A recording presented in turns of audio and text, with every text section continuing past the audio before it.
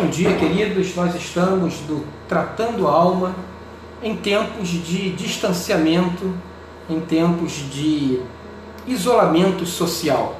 E nós estamos lendo a oração do Pai Nosso, que está no Evangelho de Jesus Cristo, escrito por Mateus, capítulo 6, a partir do versículo 9, nós lemos assim: Vocês orem assim: Pai nosso que estás nos céus, santificado seja o teu nome, venha o teu reino, seja feita a tua vontade, assim na terra como nos céus.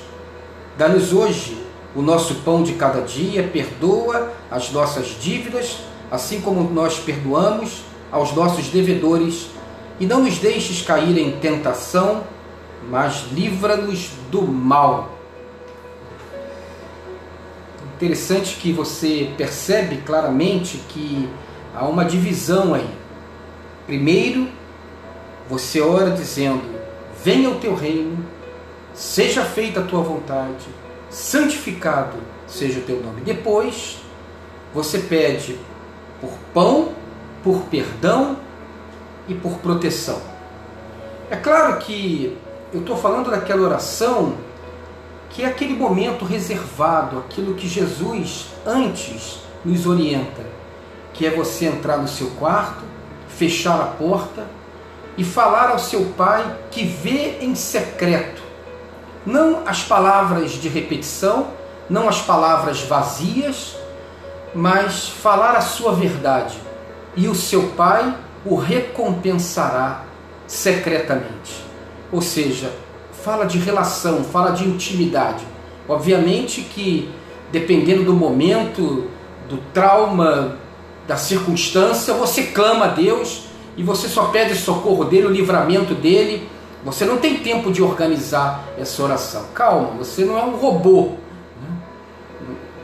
Algumas pessoas são muito sistemáticas, há uma certa obsessão nisso aí conseguem, por exemplo, na hora de um acidente, primeiro voltar-me para Deus, para depois pedir: Senhor, socorro, mas aí o acidente já aconteceu. É como alguém que está comendo e esqueceu de agradecer antes de comer. Aí depois de terceira garfada, com a boca cheia, eu não agradeci. Aí tem que voltar. Calma. Tem crise, calma, não é assim. O nosso Deus não é um Deus de atos performáticos, não é esse Deus com essa sistemática, não é um Deus de rituais, é um Deus de relacionamento. O que Ele quer nos ensinar é que quando você parar para se voltar a Deus, quando você parar para buscar a Deus, a primeira coisa que você precisa é reconhecer Deus. É voltar os seus olhos para Deus, é estar primeiro diante de Deus. Porque quando a gente ora, quando a gente se coloca diante de Deus, só há uma atitude cabível: adorá-lo. Então não há como eu buscar a Deus no meu quarto fechado, com os meus botões, naquele momento de intimidade, de relacionamento, sem que primeiramente eu o adore. Então primeiro eu volto o meu olhar para Deus, depois eu volto o meu olhar para as minhas necessidades. Primeiro a glória de Deus, primeiro santificado seja o teu nome, primeiro venha o teu reino na minha vida, primeiro seja feita a tua vontade, depois as minhas petições. Ou seja, eu preciso organizar a minha vida, e orar é organizar a minha vida, é organizar as minhas prioridades, é entender que primeiro eu preciso buscar a Deus, porque senão eu vou pedir o pão, e na hora que eu estiver comendo o pão, eu vou comer escondido para não dividir com o outro. Você entende? Eu vou pedir a Deus perdão, mas eu mesmo não perdoo ninguém. Arrasto amarguras e mágoas uma vida inteira e tenho até um prazer sórdido, como se fosse uma vingança, de manter as pessoas encarceradas dentro da culpa que elas têm.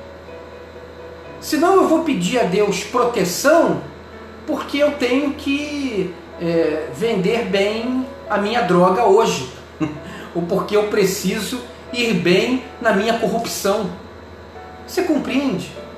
Então, primeiro eu busco a Deus.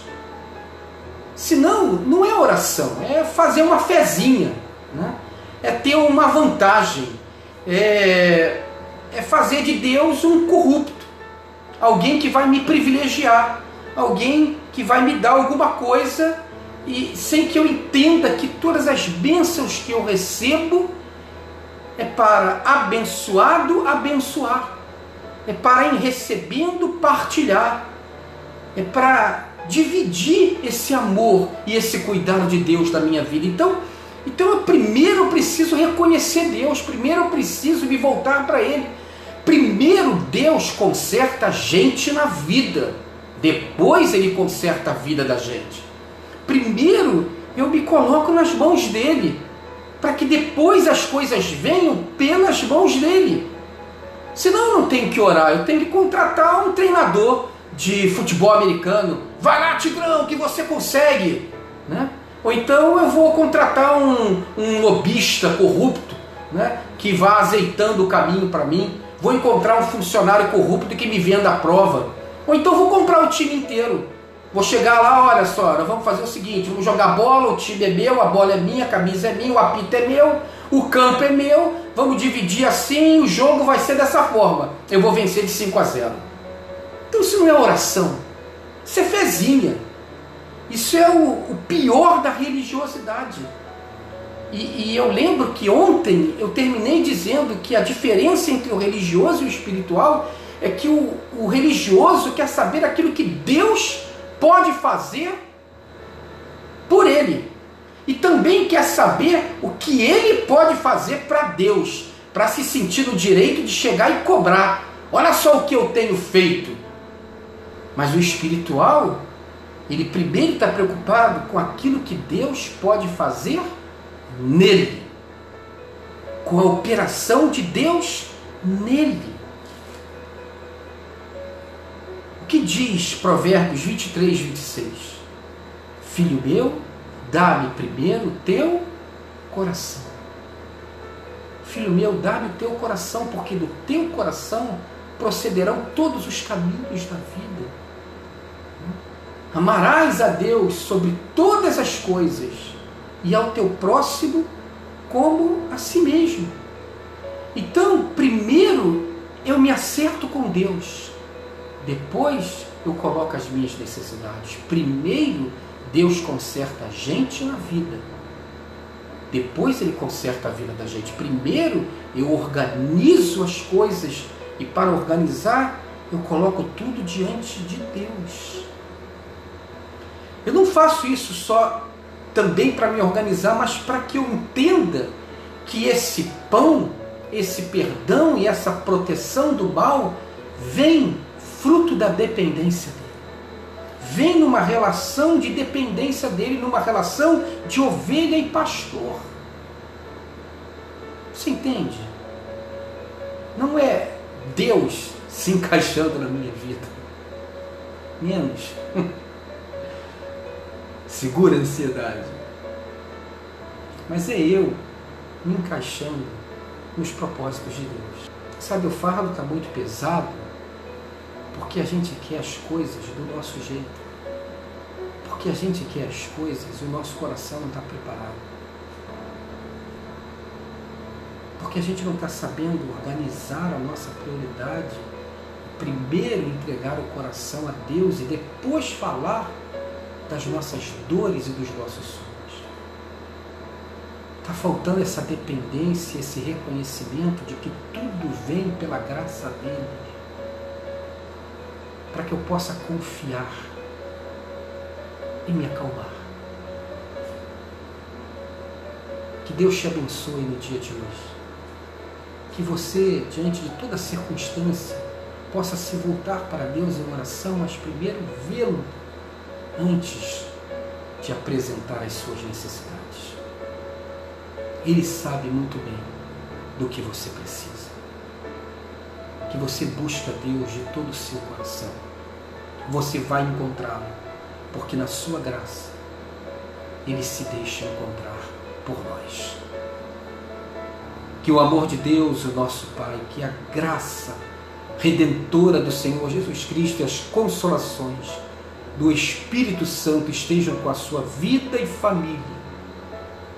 Estejam nesse momento nos hospitais, nas clínicas, nas casas onde tem alguém sofrendo, adoecida.